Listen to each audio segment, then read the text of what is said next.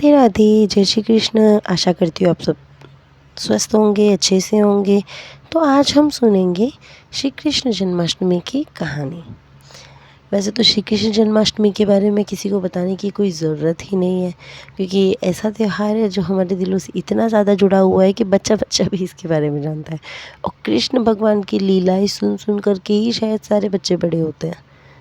छोटे छोटे बच्चों को देख करके जो पहली शब्द मुंह में आता है, उन्हें पुकारने का जो पहला जिस नाम से पुकारने का मन करता है वो भी कान्हा ही होता है, क्योंकि उनकी शरारतें और छोटे छोटे बच्चों की शरारतें बिल्कुल एक जैसी होती हैं।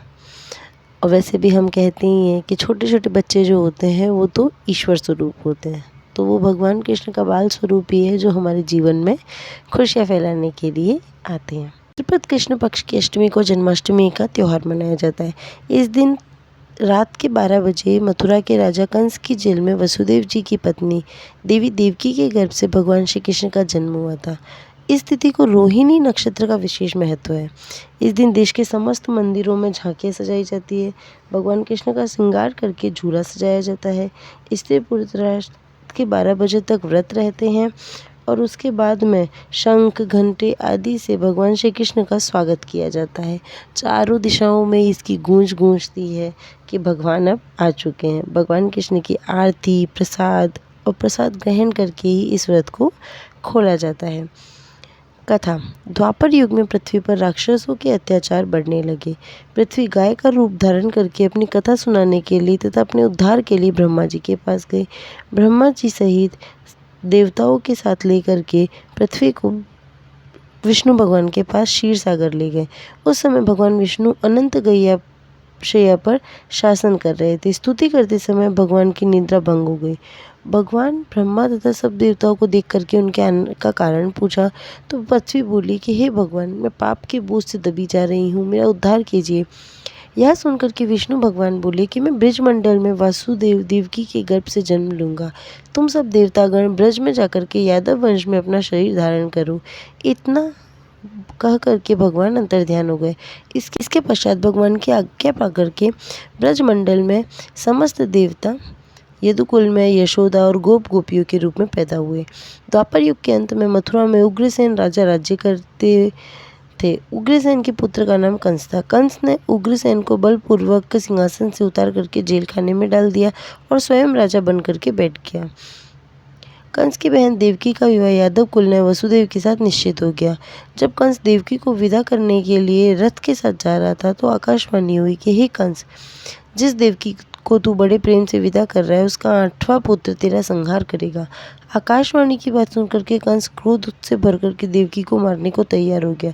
उसने सोचा, न रहेगा बांस न बजेगा कोई बांसुरी, अर्थात न तो देवकी रहेगी न उसका कोई पुत्र ही होगा। वसुदेव ने कंस को समझाया कि तुम्हें देवकी से कोई भय नहीं, देवकी की 8वीं संतान से तुम्हें भय है, इसलिए मैं इसकी 8वीं संतान तुम्हें सौंप दूंगा। तुम्हारे समझ में जो आए उसके साथ में वैसा व्यवहार करना। कंस ने वसुदेव की बात स्वीकार कर ली और वसुदेव देवकी को कारागार में बंद कर दिया।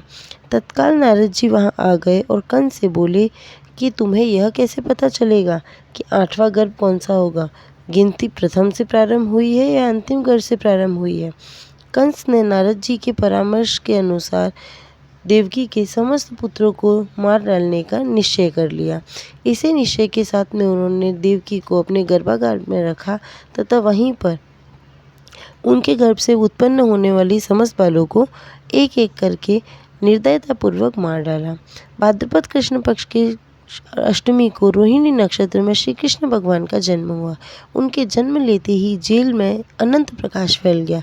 वसुदेव देवकी के सामने शंख चक्र और पद्म धारण किए हुए चतुर्भुज भगवान ने अपना रूप प्रकट कर उनसे कहा कि अब मैं बालक का रूप धारण करता हूँ, तुम मुझे तत्काल ही नंद के यहाँ पहुँचा दो। उनकी अभी जभी जन्मी हुई पुत्री को लाकर के कंस को सौंप दो। तत्काल वसुदेव जी की हथकड़ी खुल गई, दरवाजे अपने आप खुल गए, पहरेदार सो गए और कंस के सारे द्वारपाल जो थे वो सो गए।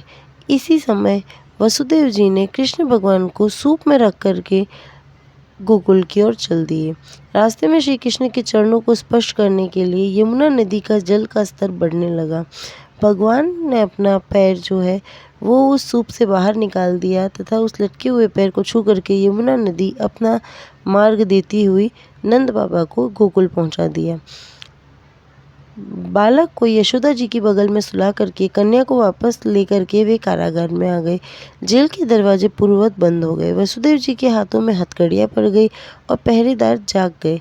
कन्या के रोने पर कंस को खबर दी गई। कंस ने कारागार में आकर के कन्या को लेकर पत्थर पर पटक कर मारना चाहा, किंतु वह कन्या कंस के हाथ से छूटकर आकाश में उड़ गई और देवी का रूप धारण करके बोली कि हे कंस, मुझे मारने से क्या लाभ होगा?